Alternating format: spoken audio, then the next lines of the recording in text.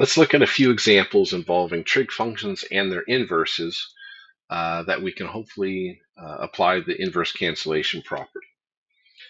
So let's evaluate. I have 6 examples here. The first one is we want to evaluate the sine of the inverse sine of 2. All right, so the sine of the inverse sine of 2.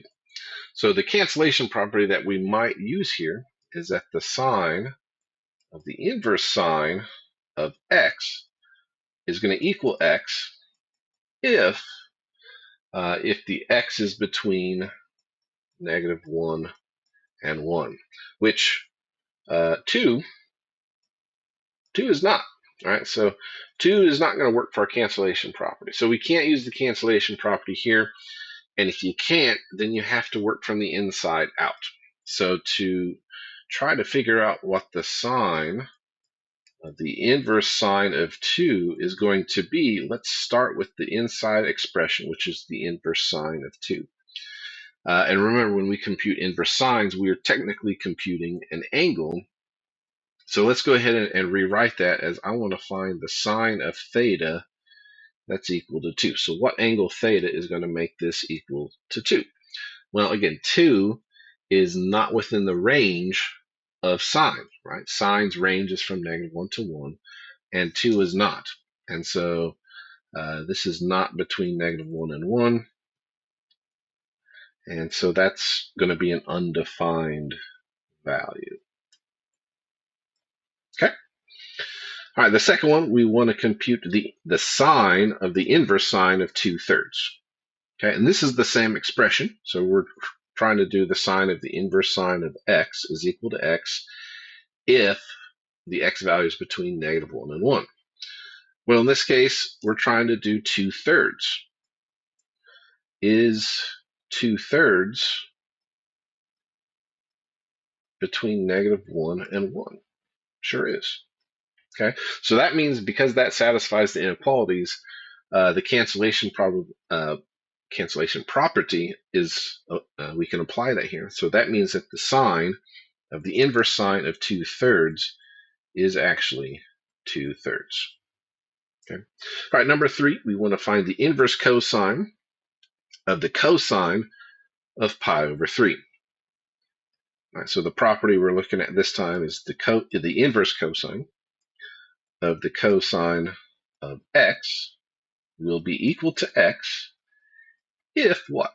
What has to be true in this case? For this to work, we need x to be between 0 and pi. So is pi over 3 between 0 and pi? It sure is, right? 0 to pi is the first and second quadrant on the unit circle. Pi over 3 is first quadrant, so that works. So for number 3 here, the inverse cosine of the cosine of pi over 3 will also be pi over 3, so the cancellation property works.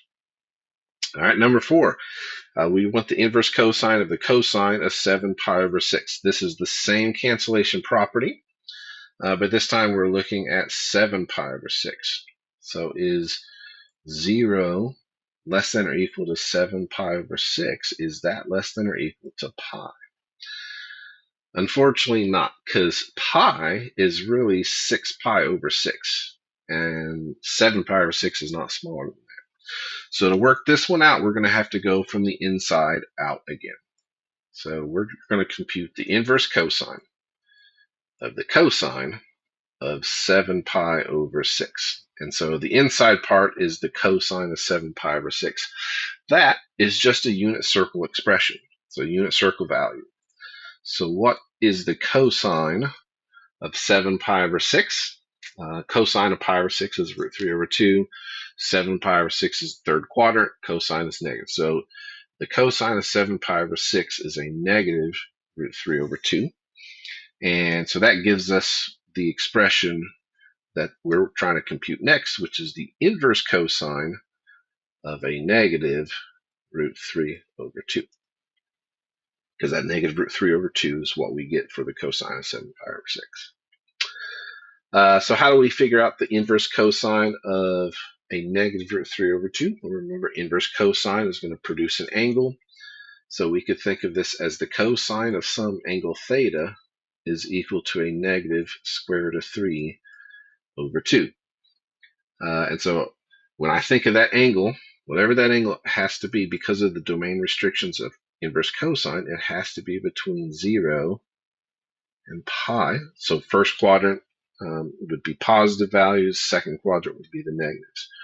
So what is the angle in the second quadrant that makes cosine equal to a negative square root of 3 over 2? That would be 5 pi over 6. Right? It still has to be a pi over 6. It's just in the second quadrant. So going back to our problem, number 4, the inverse cosine of the cosine of 7 pi over 6 is going to equal 5 pi over 6. All right, let's do 2 more, this time with tangent.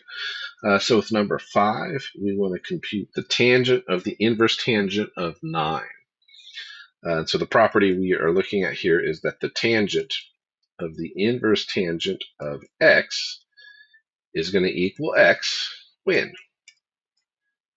So the tangent of the inverse tangent of x will equal x if x is between negative infinity to infinity. That means this cancellation, if the inverse tangent is on the inside, this cancellation always works. So, which is really nice. So that means for number 5 here, the tangent of the inverse tangent of 9 is just going to equal 9 because they cancel out.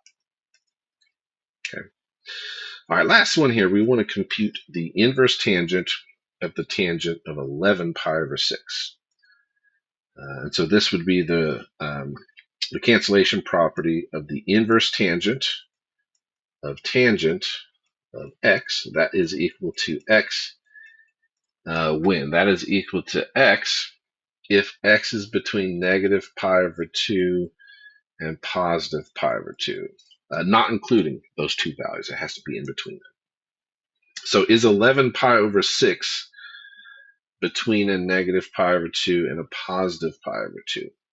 Well, no, it is not. It actually is in the fourth quadrant, right? If we were to graph 11 pi over 6, it is down here in the fourth quadrant, which is where we would want it to be, but it's not between negative pi over 2 and positive pi over 2. Negative pi over 2 and positive pi over 2 does include the fourth quadrant, but it has to rotate clockwise into the fourth quadrant, not counterclockwise all the way around. So our cancellation property is not going to work in this case. So that means we're going to have to work, again, from the inside out. So let's look at our equation again, or expression. We have the inverse tangent of the tangent of 11 pi over 6. The tangent of 11 pi over 6, that's the inner part, the inner expression. We can start there. And that's just a unit circle expression. We know that sine at 11 pi over 6 is going to be a negative half. Cosine at 11 pi over 6 is going to be a positive root 3 over 2. And so the tangent of 11 pi over 6 is going to be a negative 1 over the square root of 3. So that means the next step in our process here is we're going to have the inverse tangent of a negative 1 over a square root of 3. Okay. And again, so we have the inverse tangent is equal to, it's going to end up becoming an angle. We just need to find what the angle is. So I could think of this as the tangent of theta is equal to a negative 1 over square root of 3. And again, that angle has to be between negative and positive pi over 2. So first and fourth quadrant, it's negative, so it has to be in the fourth quadrant. So what angle makes tangent a 1 over square root of 3? So that is going to be a pi over 6. That would be in the first quadrant. So we want to rotate down in the fourth, which is going to make it negative. So for number 6 here, the inverse tangent of the tangent of 11 pi over 6 is going to equal a negative pi over 6.